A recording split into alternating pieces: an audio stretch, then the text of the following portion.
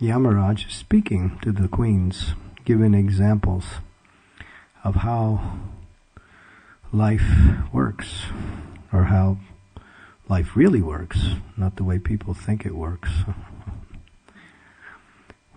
Usually, people have this conception of how best to do things, but one cannot see beyond one's own abilities and intelligence.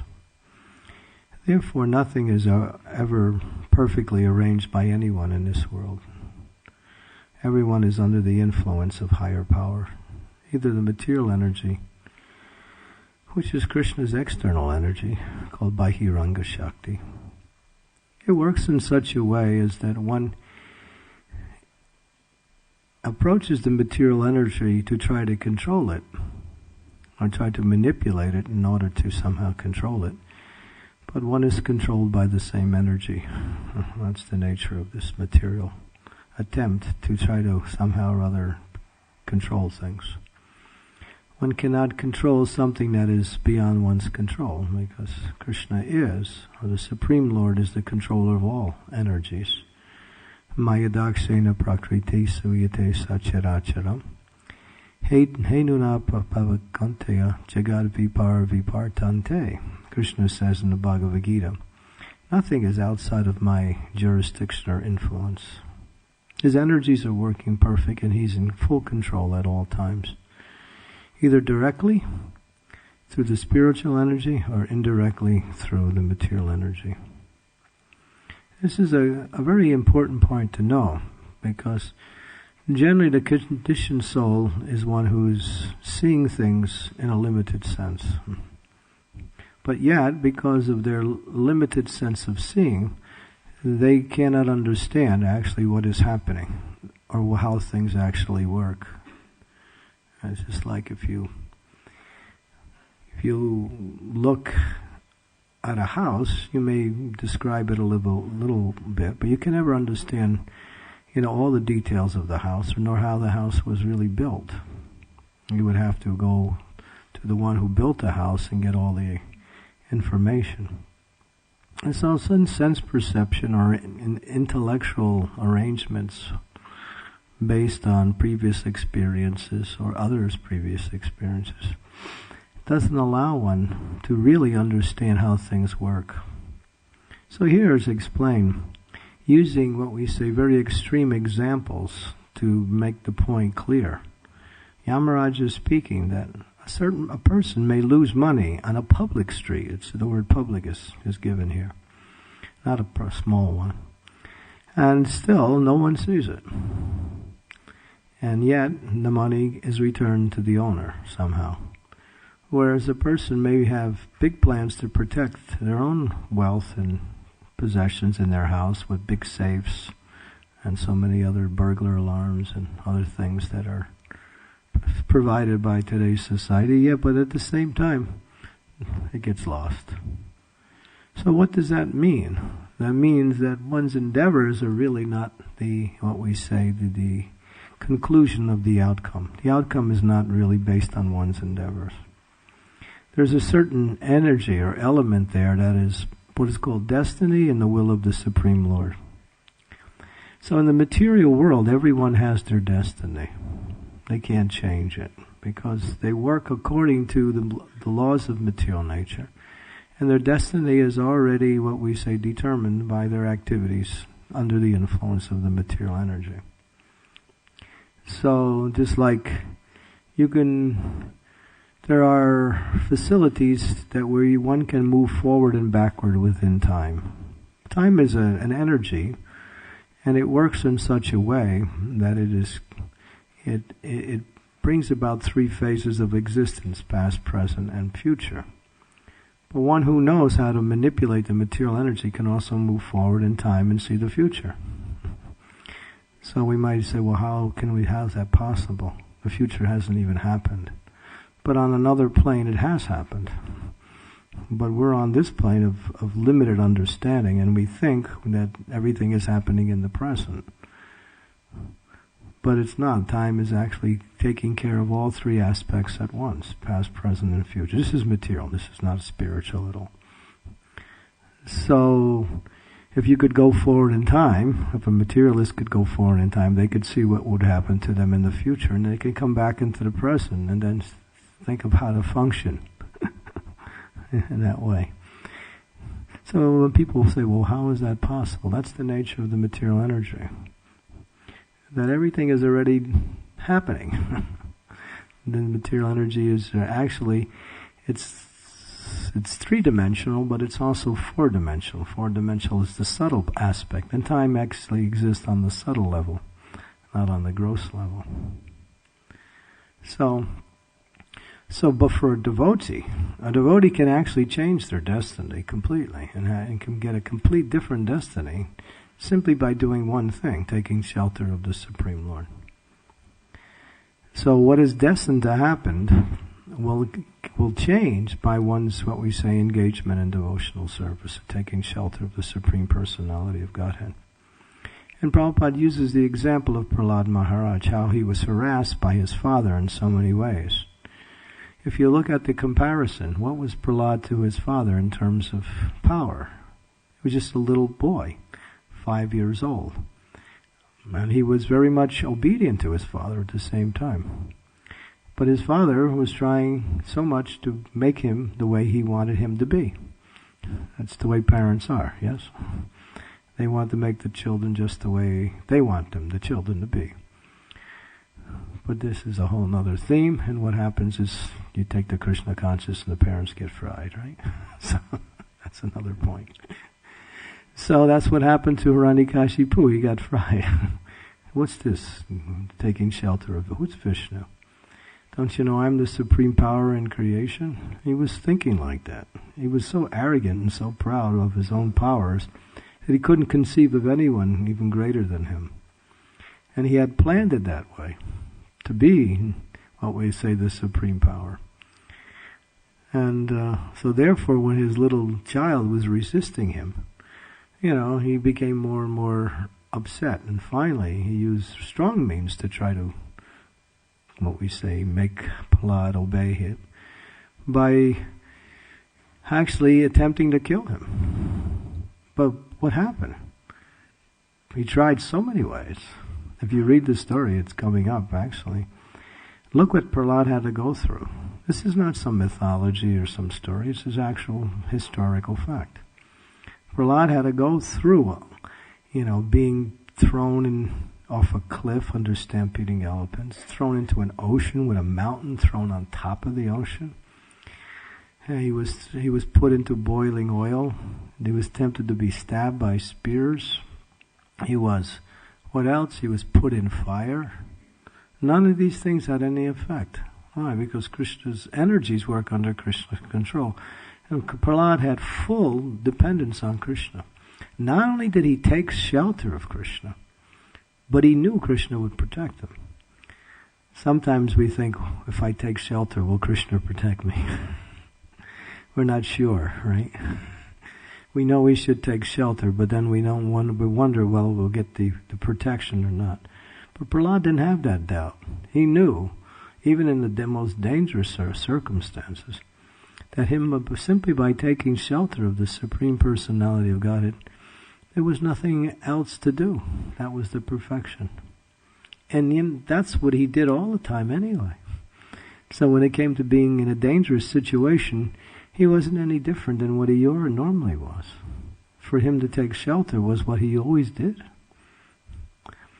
And so the Lord showed his mercy upon this pure devotee by thwarting and frustrating in so many ways the attempts of Hiranyakashipu to kill him. So, and Srila Prabhupada gives an interesting example, interesting statement Prabhupada said. He said, you can be like Prahlad also. He says, don't try to make an experiment by putting yourself in boiling oil.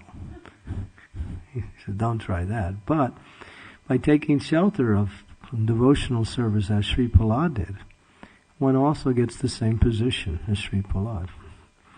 Because Krishna is the same. He never changes. So, therefore, when one takes shelter of the Lord, as Prabhupada sums up the whole point of this purport in the last statement, therefore, everything is dependent on the free will of the Supreme Personality of Godhead. And he says our only duty, it's not like we have so many duties. Think about this. We think in terms of so many duties we have to do. But if we don't do the first duty, all the other duties really can't really fulfill the requirements we expect from those things, because they're dependent really on the mercy of the Lord. So when we surrender to Krishna, as Prabhupada said, our only duty is to surrender unto Him and seek His protection. So it sounds like there's two things there. Through the surrendering process, we also seek His protection. And protection comes in two ways. Sometimes the general people think when we say protection, we're thinking about inauspiciousness. When something is about bad to happen to you, either physically or mentally or emotionally or something. But there's another kind of protection that is of the opposite nature. Protection from getting attracted to the so-called sense objects of this world that bring about what we say the illusion of material pleasures. That kind of protection also. So the devotee seeks that also, not to be attracted by those things that everyone else is attracted by in this world. So that's also dangerous. So therefore devotee takes shelter of the Supreme Lord also, to take full protection against all aspects. So the question may also come, who do we take shelter of? Is it Krishna? Is it Nrsingadev? Is it Prabhupada? Is it the Holy Name? Good question, huh? This is a good point for discussion. Of course, I've heard different stories, but Prabhupada says take shelter of the Supreme Lord. But we know that Lord Nrsingadev is especially inclined to give protection against what we say dangers in this world. Lord Nrsingadev does three things. One who takes shelter of Lord Nrsingadev gets three aspects of his mercy. One, he protects from dangers, such as if anyone tries to physically harm one, or even from ghosts, evil spirits, and bad dreams. And these are Lord Nrsingadev's category. He also destroys fruitive activities within the heart. And Prahlad Maharaj prays in the 5th canto, praying to Lord Nrsingadev to please remove those desires for sense gratification that are deeply rooted within the heart, and destroy these desires by your mercy. And the third thing is he gives protection against the illusions of material happiness, the so-called attractions that everyone is so much attracted by. So Bhaktivinoda Thakur speaks about this when he glorifies Lord Nrsingadev. Although Bhaktivinoda Thakur is a devotee, his actual internal mood is that he's a gopi in Vrindavan. He even reveals his actual internal identity through his works. But still he prays to Lord Nrsingadev to help him get to that stage of pure devotion to Krishna, through giving protection and destroying illusions, and at the same time removing material desires. So Lord Nrsingadev is there, of course. There are many stories about the life of Lord Nrsingadev.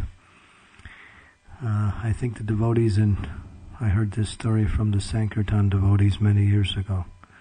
They were doing Harinam Sankirtan in Germany, in a place called Hamburg. And they were chanting and dancing on the streets and going. And they went to one area which was kind of a very, popular area for people to congregate and get intoxicated like that. Very low class area. So they went into that area and they were chanting and dancing, and one big, very, ferocious person, he became angry when he saw the devotees. Intoxicated, he came running at the devotees. The devotees, and some of them left, but the the main devotee said, just chant Hare Krishna. I mean, just take shelter of Lord Nrsingadev, Lord Nrsingadev. So they start chanting the Sringa mantra. The man was coming from a distance. So when he got really close to the devotees, something amazing happened. His body just went straight up in the air and came down flat on his back. And because it was such a popular area for people to congregate, the police and the ambulance were right there. And immediately they diagnosed him. He had a heart attack. So, of course, devotees are happy when demons are killed, yes? Sringadev ki jai. So, this is an example how the Lord protects his devotees. There's so many stories about Lord Nrsingadev. I mean, I could spend another hour just telling you Nrsingadev pastimes about how he protects his devotee. But then again, one devotee told me this story. I heard this story through another devotee who told him that he was being attacked by ghosts. So he said, Krishna, Krishna, Krishna, Krishna, Krishna. And the ghost practically laughed at him, Nothing happened, So then he started calling out to Nrsingadev, and the ghost still didn't go. Then he said, Prabhupada! And as soon as he said Prabhupada, the ghost was gone. Because there's an interesting point in taking shelter of Krishna as opposed to taking shelter of the spiritual master. If you can remember this point, this whole class is worth it.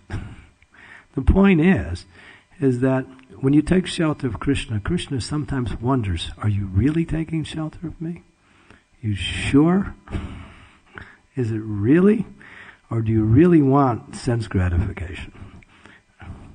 So Krishna may not always give full protection. But if you take shelter of Srila Prabhupada, the spiritual master, or your own spiritual master, is dedicated to destroying your Maya. So he's more enthusiastic to get rid of Maya for you than you are to get rid of your own Maya. So therefore, his mercy is the supreme mercy when it comes to taking shelter. It's a fact. The spiritual master is because Krishna will give you a choice when you take shelter. Okay, you're taking shelter, but are you really taking shelter of me, or do you really want sense gratification? So, of course, Krishna will give protection, but the best, as I heard it from Pankajangri and Janani Vas and others, that take shelter of Prabhupada, the spiritual master, and immediately, that type of shelter destroys inauspiciousness. Because the spiritual master is more concerned with the devotee's progress than the devotee is, really, in the real sense. Because he gives his life in order for the devotees to make progress. Jai Sri Radha Gokulananda ki jai. Sitaram Lakshman Hanumanji ki jai. Shri Sri Gaurnitai ki jai. So, Sanatana Goswami, in his prayers, he explains that there are 6 symptoms of the process of surrender. To accept things that are favorable for devotional service, things that are according to scripture and according to instructions of the spiritual master must be done. One should do these things. And one should avoid things that are unfavorable. Of course, sometimes we're not sure what is the unfavorable things. We know most of them. But sometimes we fall into the pit of getting involved with speaking gossip or nonsense or prajalpa, not knowing how destructive that is to our spiritual life. So that's very unfavorable.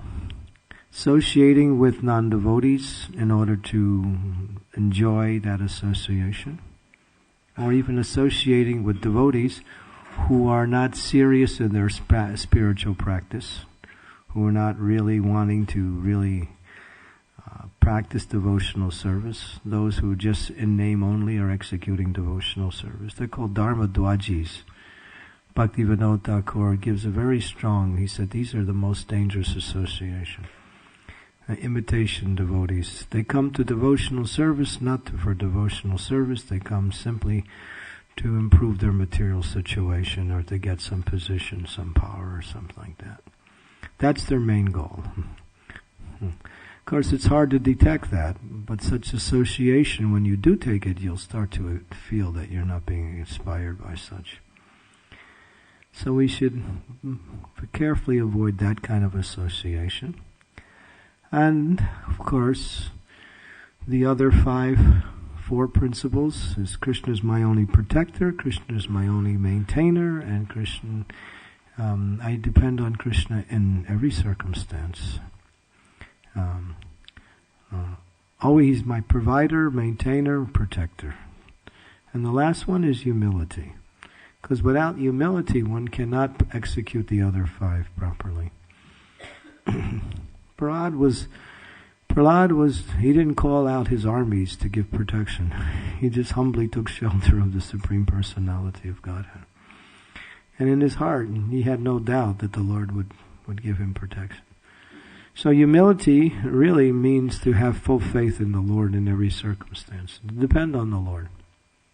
Krishna gives us abilities, and we may use our abilities in devotional service, but the success of our execution of devotional service is not really dependent on our abilities.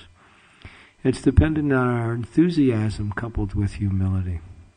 When we're enthusiastic, that brings about Krishna's mercy. But when it's coupled with humility, that brings about the full mercy of the Lord.